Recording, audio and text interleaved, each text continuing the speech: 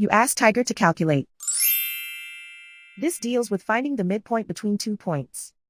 The midpoint between the 2 points is 21,17. Let's solve it step by step. Plot the 2 points and calculate the midpoint using the formula. The coordinates of point 1 are, x1 equals -26, y1 equals -35. The coordinates of point 2 are, x2 equals 68, y2 equals 69. PM represents the midpoint of the 2 points.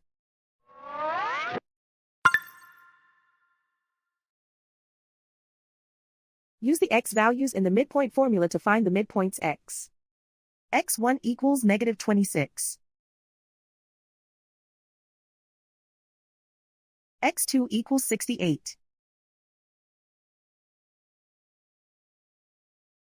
Simplify the arithmetic.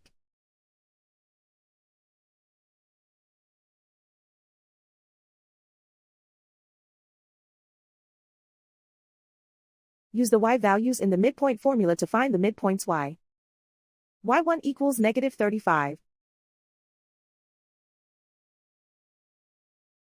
y2 equals 69. Simplify the arithmetic.